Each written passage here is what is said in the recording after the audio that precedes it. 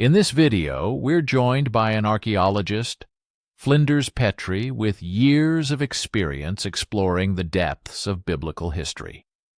Their expedition through the annals of time has unearthed some truly remarkable discoveries. Join us as we delve into the fascinating findings that bridge the gap between ancient Egypt and the pages of the Bible. So buckle up and let's embark on this epic adventure together. Be sure to check out their channel for even more intriguing insights. Link will be in the description. My first stop in Egypt is Luxor, ancient Thebes,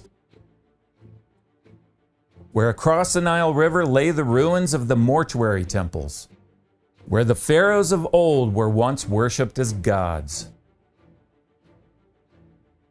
This one is the mortuary temple of Pharaoh Merneptah, who ruled Egypt from about 1213 to 1204 BC. And this is where, on a winter day in 1896, Flinders Petrie was excavating.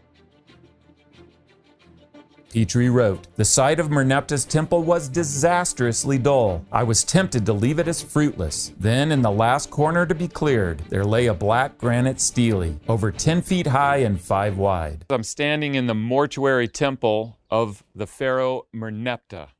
And this is where Flinders Petrie was excavating when he found this inscription. Today you can go to the Cairo Museum and see the real stele that this is a replica of.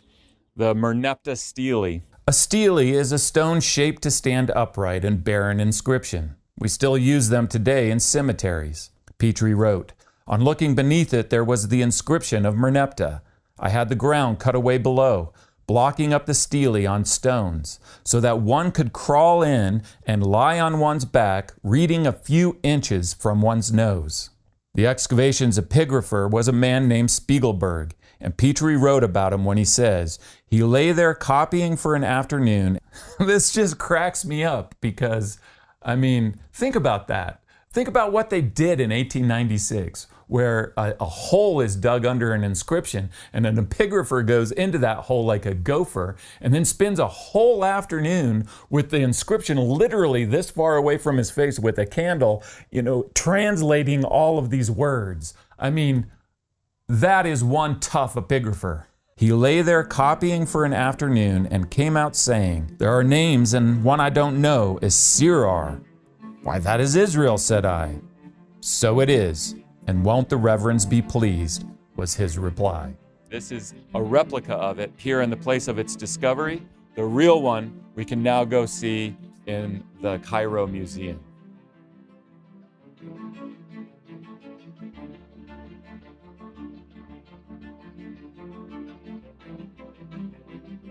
So here we are in the Egyptian Museum. This is the Merneptah Stele. I've done a lot of digging and found a lot of things. But if I found something like this 10.5-foot inscription, I would freak out because, look at this thing. Can you imagine?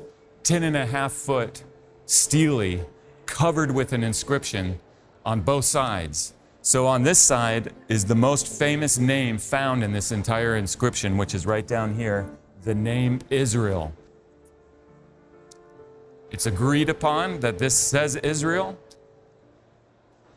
and this is the earliest mention of the name Israel found outside of the Bible. The inscription of Merneptah dates to around 1210 BC.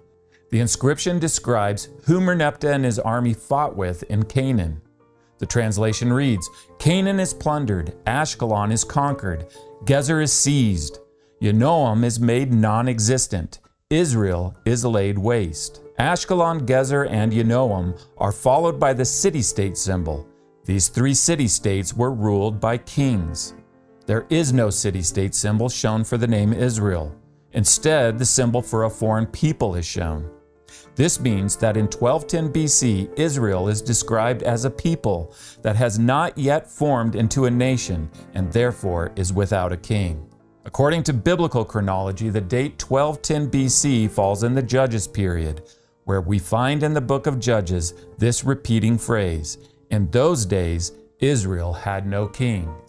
So we have here this huge inscription, 10.5 feet high, 5 feet wide, inscribed on both sides. And yet what makes this find so significant is the discovery on it of a single word, the name Israel. Found in the Bible over 2,400 times. And this wasn't even the first time that it had been found in an inscription through archaeology, but this was the earliest mention of the name Israel outside of the Bible.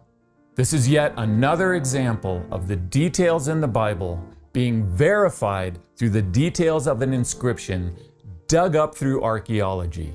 Thank you for joining us on this fascinating exploration of biblical archaeology.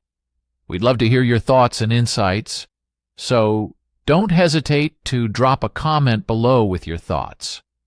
Remember to like, share, and subscribe for more intriguing content. Let's keep the conversation going in the comments section. Until next time, keep exploring